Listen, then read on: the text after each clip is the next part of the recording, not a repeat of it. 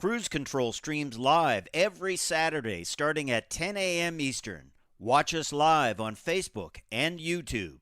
Details are in this podcast's episode information. About new and used cars. Control. Industry news. We'll fix or repair your car on the air. Control. Fasten your seatbelts and let us take the wheel. Now, your ride is about to begin Cruise Control. Because you're on Cruise Control. Cruise Control. Cruise Control.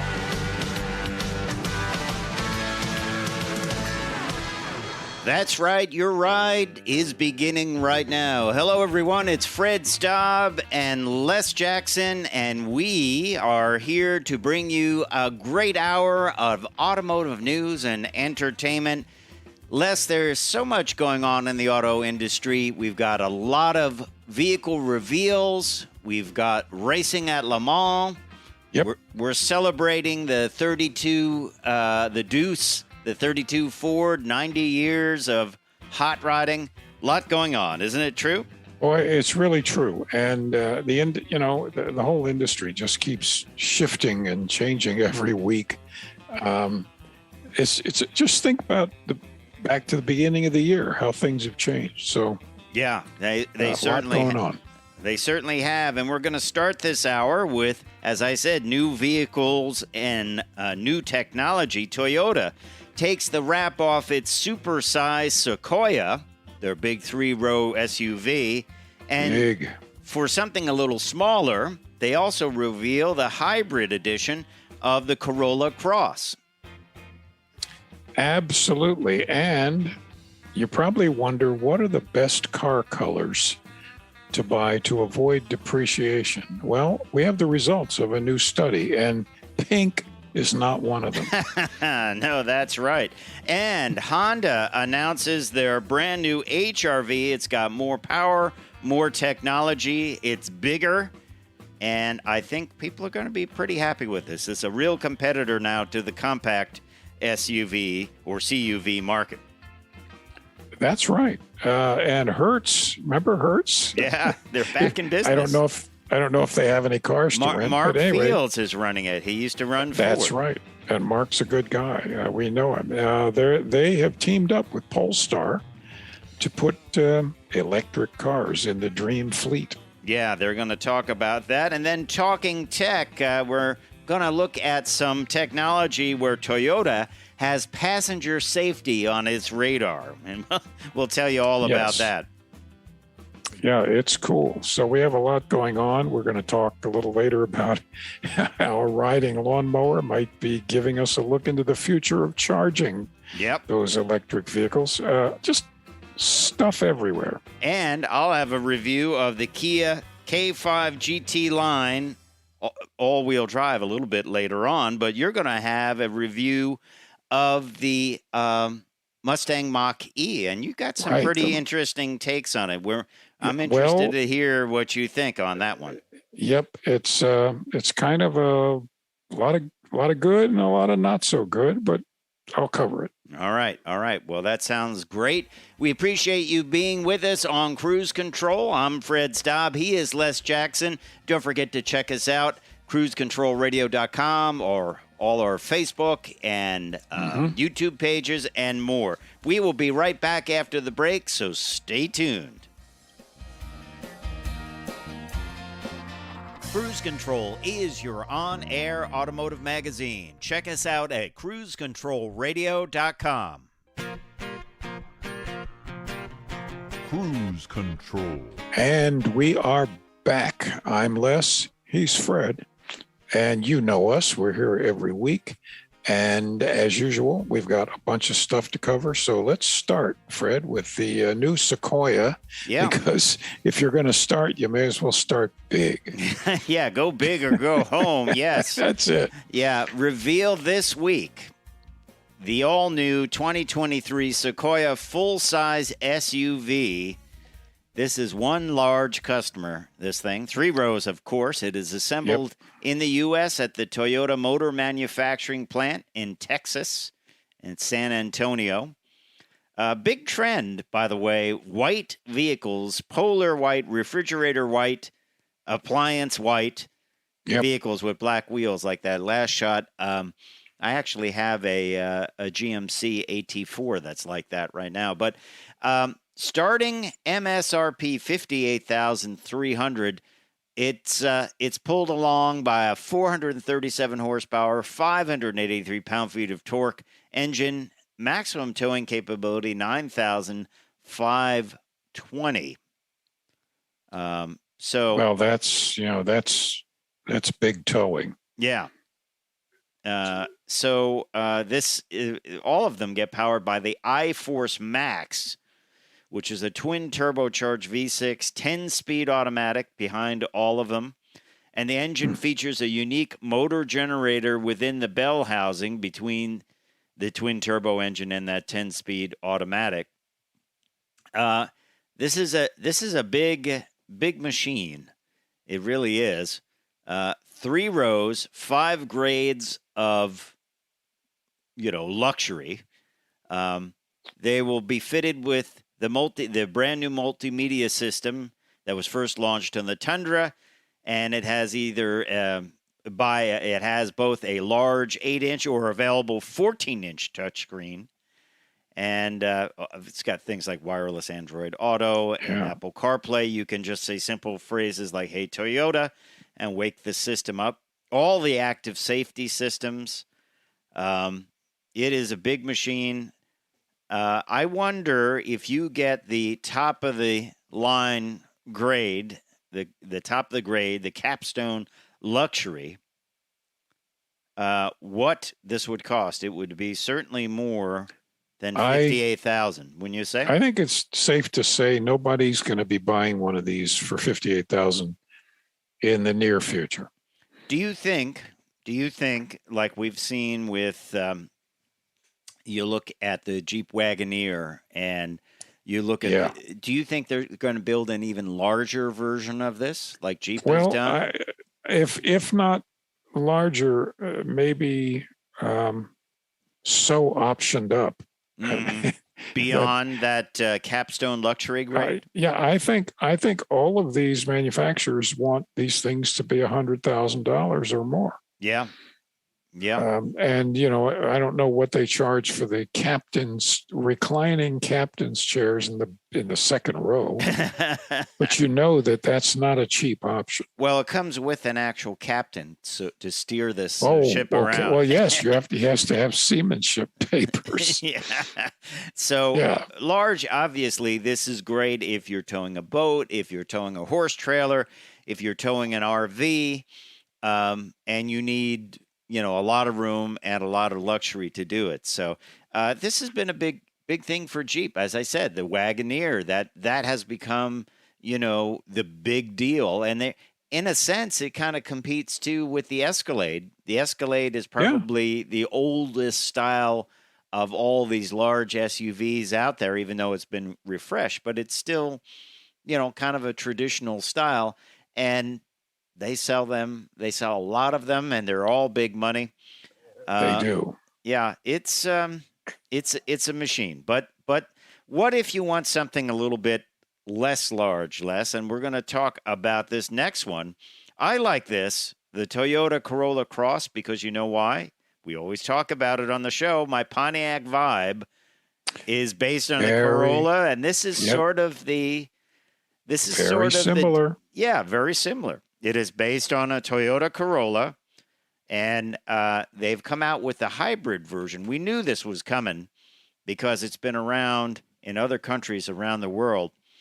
And the nice thing about this, the Corolla Cross in the traditional form only has, I think, about 169 horsepower. People have said not fast. This hybrid has 194 horsepower, 8-second 0 to 60 time. And that's respectable. Gets a manufacturer estimated 37 miles combined per gallon for all grades. And that's with all-wheel drive. So we're going to talk a little bit more about this Corolla Cross when we come back. So stay tuned to Cruise Control, your on-air automotive magazine. I'm Fred Staab. He is Les Jackson. We are just getting started. So stay tuned. We will be right back.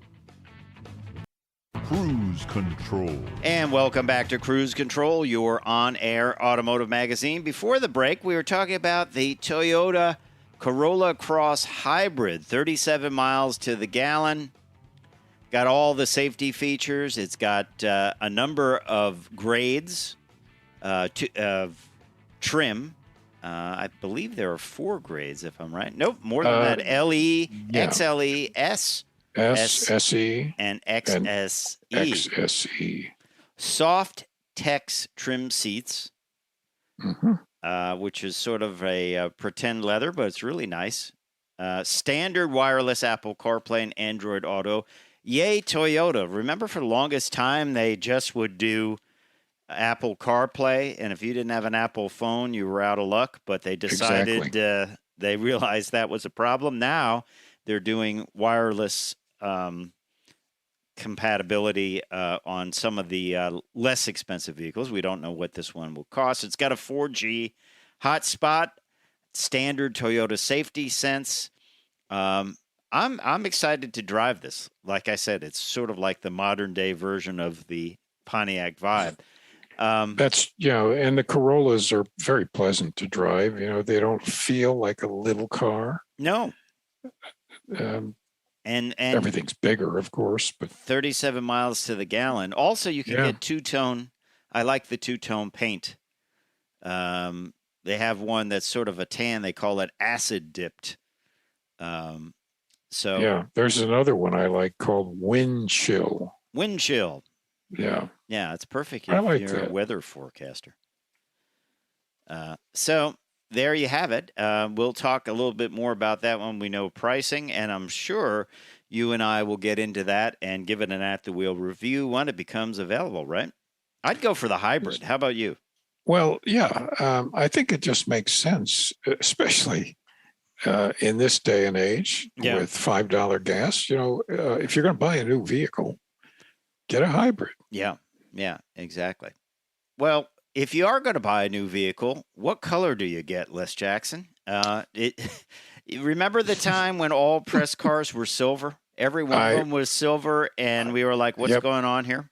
We used to make jokes about, apparently they ran out of all other colors because this was for years. You can in have the early it in 2000s. Any color as long as it's silver. Everything was silver, and they kept saying, well, it photographs the best. Yeah, you can see the lines and things. Well, iSeeCars.com did a study about vehicle depreciation by color and ranked them by the lowest to the highest depreciation. And it's kind of surprising here, some of the colors. So from the lowest to the highest depreciating color is brown. You don't want to go back to the earth tone days of the 70s. It's shoes. It's depressing, I think. Yeah. Although I did have a root beer brown Escalade to drive. I thought that was pretty nice. But yeah. Now, gold is number 13. We were just looking at a sort of a goldish tan in that Corolla Cross. Black, believe it or not, black depreciates. It's number 12 out of the list. I am glad of that because, as you know, I just don't like black cars. I just think it's a terrible color for a car. It always looks dirty because it shows dirt. It doesn't show the lines. I just think it's a terrible color. Now, what's interesting is I see cars number 10 out of the rank of 14 colors for depreciation is silver. Maybe it's just because there's so many cars out there that are silver. I think that's true. And a lot of them are grayish silver, which, still depreciates. Number 9, the exciting beige. Kind of, you can wear your beige leisure suit while you sit in your beige vinyl seat. Yeah, I have a beige Nehru jacket. There you go. You could wear that. 60. You could wear that and depreciate at 3 years by 14.4%. You're right. This iSeeCars.com study. And then gray. I like some of these grays. The car I'm going to review this week is the gray, but they say that that depreciates. That's number 7 on the list. And then blue. I'm just a fan of blue. I like blue. Well, cars. I think blue remains a pretty popular color. Yeah, obviously. I like them both, light or dark blue. You know, sometimes the navy blues look nice, don't they? Oh yeah. Green. Green. You know, it's interesting. I never understood British racing green because green was always thought of as a hard luck color for race cars. You never want to make. Well, of course, there are 4 different British racing greens depending on the company manufacturing the car. Okay. You know, Triumph is different from MG, which is different from Jaguar. I've always liked green cars, but I like deep, dark, slightly metallic greens. All right. Here's a safe bet. Red at number 4 still depreciates 14%. Well, the average depreciation is 15. So. All right. So it's a little bit less. Purple. Yeah. I don't get it. Have you seen purple factory cars? Do they make those? Well, Dodge. Oh, Dodge does. Yeah. But I don't get that. Purple's not by any means a popular color. It's certainly out there. It's not like if you said, well, I want to order a mainstream car. By the way, we may have jumped over number 11, white. I've never been a fan of white cars. They always look like a fleet car to me. Yeah, I will say, from a practical standpoint, I like white because you've had some white. It's comfortable in the Corvette. summer. Yeah. Yeah. Now, so least depreciating number 1 and 2, orange. Don't get it. That was a big. Remember that copper color orange was a big thing a few years ago. And that Nissan old still builds Corvette a lot of war bonnet yellow. Oh, which was I hated orange. that. Oh, a terrible color. I had a car that was sort of close to that, and it looked faded. And I was like, "This looks faded," so I painted it blue. But a yellow is the number 1 least depreciating color. I don't understand that. I wouldn't buy like a yellow Corvette. People like that. Remember when they had the Ronald McDonald Corvette? It was bright red seats. With yeah. I remember one drove past us at Carlisle and someone said it looked good. I was like, get your eyes checked, man. No, it doesn't. Yeah. Can you drive that? Can you work the 3 pedals with the clown shoes on? You know? Yeah. Yellow. I don't know. I don't know anybody that likes a yellow car. Yeah. Yeah. Well, that had a 3% depreciation, according to iCcars.com, of 4.5%. So I don't know. I mean, maybe there are people out there that like yellow. What do you think? Let us know in the comments if what your favorite color is. I think you're pretty much safe with red, black, silver, and probably white. Those are the most popular colors, I believe. You can't go wrong with red. I like red. Well, they call it resale red for resale a good reason. Red. Yeah, it pops. It pops. Red with black wheels. I like red with black wheels. And either a saddle or a gray interior. Yeah, that's nice. Although I have to say, I do like some BMWs that are the dark metallic blue with the saddle interior. Yeah, I like that. And I've seen some Mercedes where they're very nautical. They have this light blue leather interior with that dark metallic blue. It seems nautical to me somehow. I don't know why. Well, of course, I live for the sea. And the dance. And we know that, Les Jackson. And the dance. Yeah. Hey, we're glad you're along with us for this ride on Cruise Control. We're having fun, so we hope you're having fun, too. Don't forget to check us out. You can look at our YouTube page or Facebook page. Mm-hmm. All those links are on cruisecontrolradio.com. Coming up, we're going to talk about Nissan Altima. Yes, Nissan still makes great sedans, and they've revised this one. We'll tell you all about it when we come back. And also, we're going to talk tech about lawnmowers and how they might kind of forecast the future of electric vehicles. What are we talking about? We'll be right back. Mm-hmm. We are live every Saturday at 10 a.m. Eastern, Watch us on Facebook and YouTube. Details are in this podcast's episode information. Cruise control. Hey, welcome back to Cruise Control. I'm Les. That guy is Fred, and we're going to talk about a car. Excellent. Yeah, a sedan. You know, Good. remember those? What?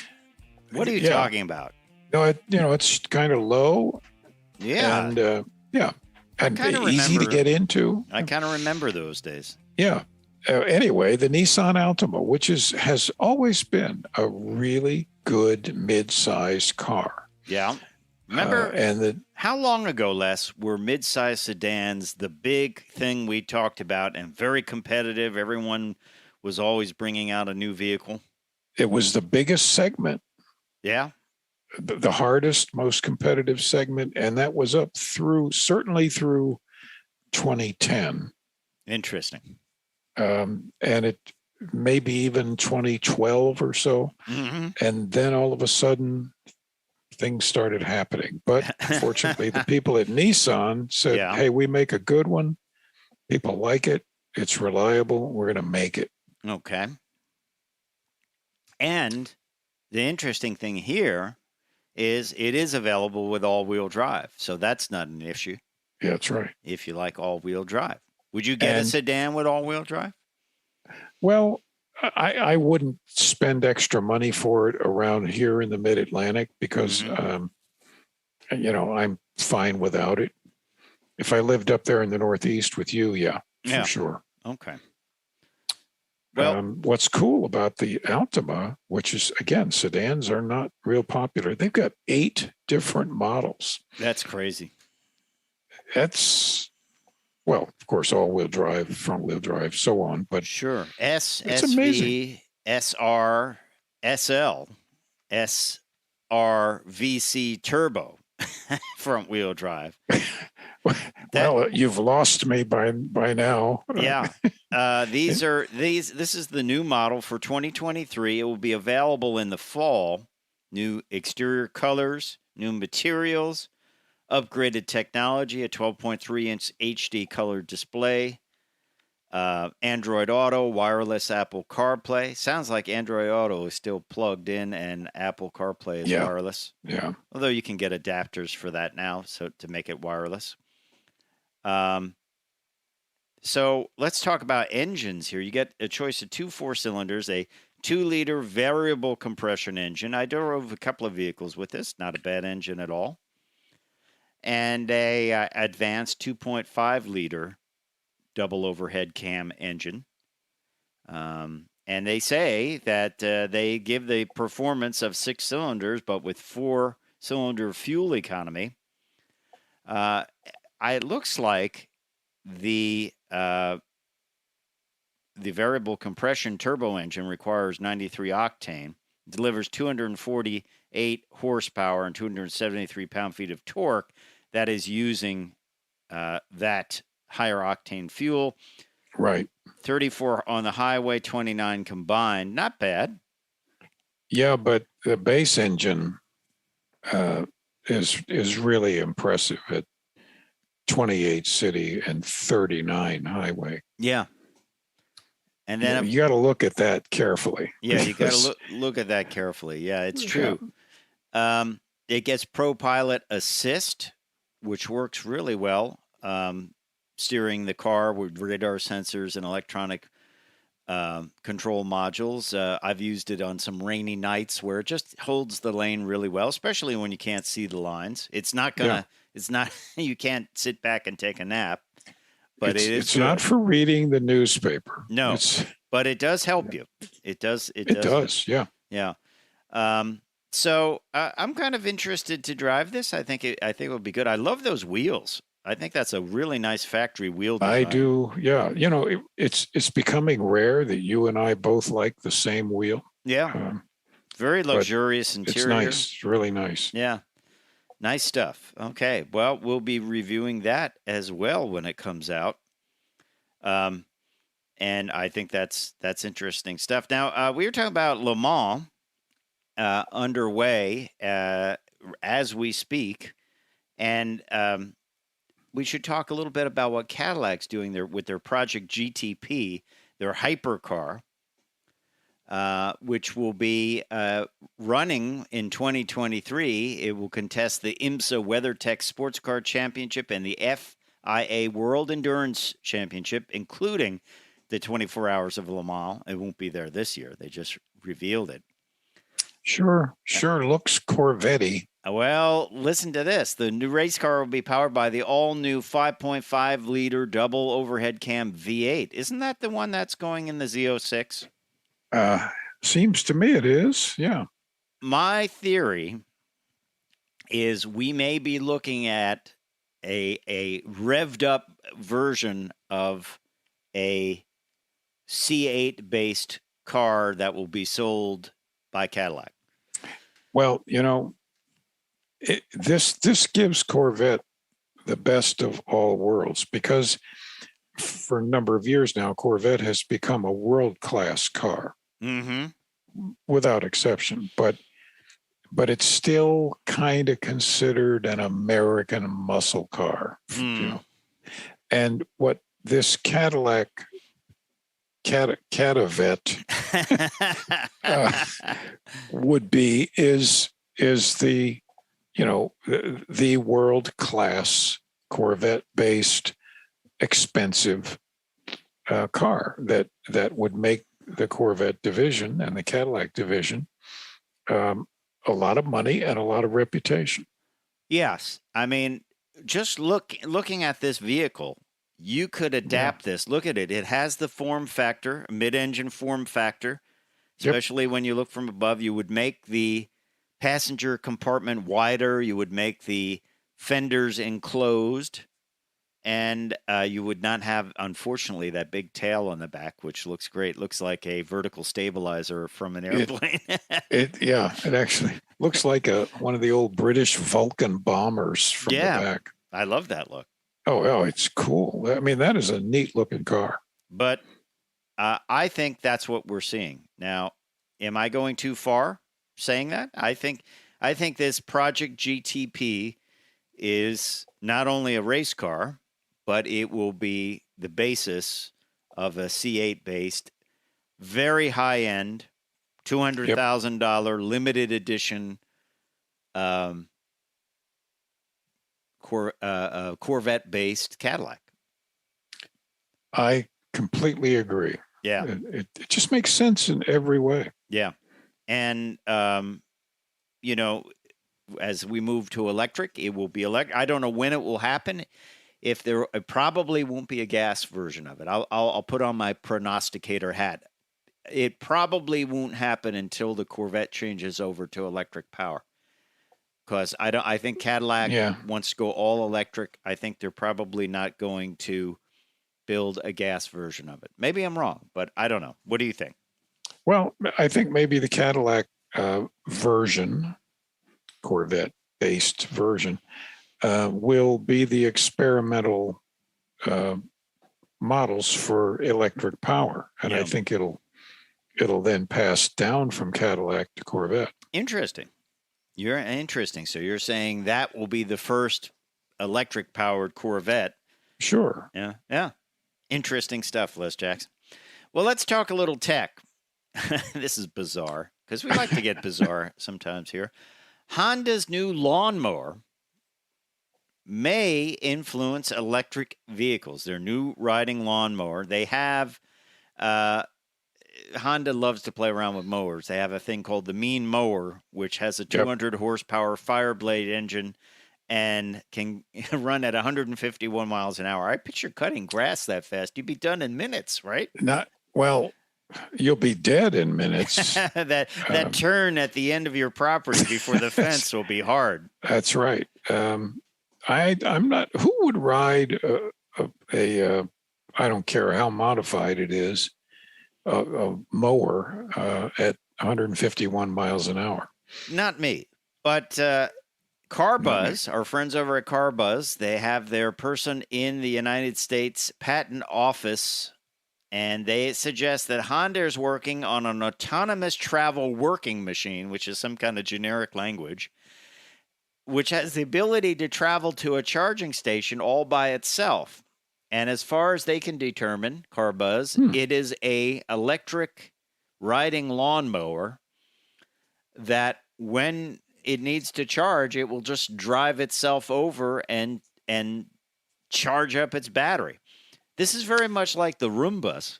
They go back to the docking station and they charge up.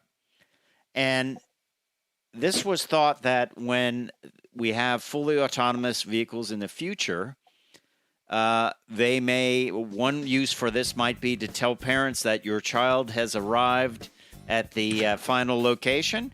Yep. Or they could just go off an electric vehicle and charge itself when you're, have it parked at the train station or something, and then return to the parking space. So a little bit of a talking tech. When we come back, Les is going to review the Mach E Mustang. He's got some interesting takes on it. So stay tuned to Cruise Control. We'll be right back. Cruise Control is your on-air automotive magazine. Check us out at cruisecontrolradio.com. Cruise Control. And welcome back to Cruise Control. I am going to give an at-the-wheel review right now of the Mustang Mach E. I had a week in it and rang it out pretty well, Fred. What one did you have, Les? I had the premium all-wheel drive, which is kind of rare for the Mid-Atlantic. Rapid red metallic exterior, black perforated Active X, which is kind of a fake leather interior. Nice upholstery, comfortable. It's a Mustang. I mean, I know there's a lot of people talking about, well, it's not really a Mustang, it's an SUV. No, when you look at it from the outside, you get in and you sit down, it feels Mustang-y, if that's a word. It feels much smaller, inside. Yeah, like you're driving a four-seat sports car. Sports sedan.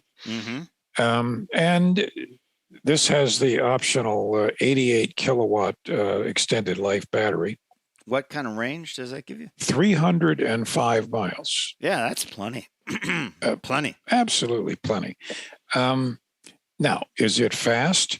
You betcha. It's if you stand on this thing, you'd better have some horizon in front of you. I'm just showing, and no police around you. I'm just showing the one I drove, which was the first edition in that blue, grabber blue. Actually, and that's a very pretty blue. I like that. Oh, I painted a car that color. It wasn't a Mustang Mach E, though. They didn't exist back then. Yeah, it's cool. So, as you said in your review, you had all of the usual features that you expect in any decent modern vehicle today. Now, some of the things that I found really useful and kind of fun, the phone key, you set it up. Oh yeah, so you can talk to the car through your phone. Yep. Tell it to start, tell it to pre-air condition, whatever. And the one pedal driving, did you do that? I love one pedal driving on electric vehicles. I really enjoy it. It's like a golf cart, basically. Well, it's in traffic. I drove into DC with it in the middle of the day. It's awfully nice just to be using one pedal. I agree. I love it. And it's, as soon as you let up on the pedal, it stops. Boy, does it stop. Hold on. It stopped. Oh, yeah. And as far as electric vehicles, I went, I used up all the miles, and it worked out to basically it's 37 kilowatts per 100 or 37 miles of kilowatt usage for every 100 miles you drive. So if you work out with Mid-Atlantic electric rates to go 100 miles in the Mach E, it works out to between $5.55 to $6. How much is that a kilowatt hour? Well, I'm averaging 15.5 cents a kilowatt hour, which is typical through this whole region of the Mid-Atlantic. Boy, that's expensive. That's almost double what I have up here. Yeah, and this is assuming you're charging it in the middle of the day when the rates are the highest. But the point is, you can't drive a gasoline powered anything this size, right? 100 miles for $6, especially now. That's true. So it's a deal, and overall, it's a fine machine. It's well put together. It's well appointed. I think the interior could have been a little nicer. I'm sure a higher level would have been, but I was disappointed with it. Okay. And I was disappointed with it for enough that I wouldn't buy it. If I was out shopping for it, I wouldn't buy it because the center screen, which is vertical, right? It's big and it's very useful, but you couldn't dim it down far enough at night. It's just a little too bright. The screen also blocks the center air vent controls where you want to run that little thumb wheel to shut off the airflow. You have to twist your hand behind it. And that's, come on. I mean, you know what I think we'll see, Les? I think we'll see them rotatable. I believe Polestar is doing that where you can rotate the display. Obviously, it's not available. That's right. Or electrify the control. The panoramic roof. Does yours? Yeah, yours had the panoramic roof. Yeah. There's no screen under that. And I drove this when it was 92 degrees here. And yes, the air conditioning system cooled it off, but it's really hot inside. And I just, I want a screen. They did treat the roof. I did a little research on that when you told me about that earlier. It's a low E glass. I know. Yeah, but they do sell aftermarket screens, which I think I would have to, would have to get one. Did I don't remember? Did you run into frustration with the nav system? To be honest, I don't think I had to use the nav system. I deliberately, I needed to use it, and I deliberately used it instead of my phone connected nav system. Okay. It just wasn't terribly. And that's a Ford Sync system. That's a pretty user-friendly standard thing, Yeah, it put me 1.5 miles away from where I wanted to go. Close enough. I walked. And now, you know how I am about the ride, the smoothness of a ride. Sure. But you've never heard me say that my passengers complained about the ride. Okay. And everybody did. Wow. Everybody said that's all-wheel drive, so it's heavier. Right. Everybody said, boy, this thing is choppy and harsh and clunky sounding underneath. Mm-hmm. It really, that alone would have made me not choose to buy one. Do you think it was too certainly sporty? The all-wheel drive version? And that was just with the whisper mode, which is the softest. Quiet, yeah. The other modes you don't even want to know.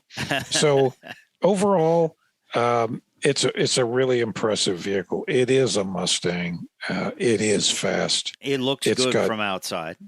It looks great from outside. Great visibility out from inside. But it didn't appeal to me enough to make me want it. I remember that screen, like having to move the slider for certain things, and it took like 2 tries. I don't see why we have to eliminate buttons just because Elon Musk put a screen up. Yeah, I agree. And that's not anything about electric cars. It's just any car. No. I'd rather have a knob or a button to say, "Oh, there you go. There's the defroster." It's a great electric car. Yes. It just, as it is at the moment, it's not a great car. Gotcha. No, I understand. What was the price on yours? 55,100 plus 1,100 for destination, which isn't a bad price. No. That's all-wheel drive, and but not that you can buy it for that price. We're going to have a story next hour about Farley, the head of Ford, says people are ordering cars, and that is making a big difference. The dealers are not marking them up, so we'll talk about that. Well, thanks for that at-the-wheel review of the Mustang Mach E all-wheel drive, Les Jackson.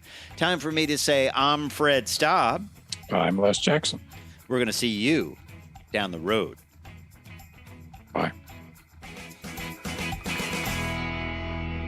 Cruise Control streams live every Saturday starting at 10 a.m. Eastern. Watch us live on Facebook and YouTube. Details are in this podcast's episode information.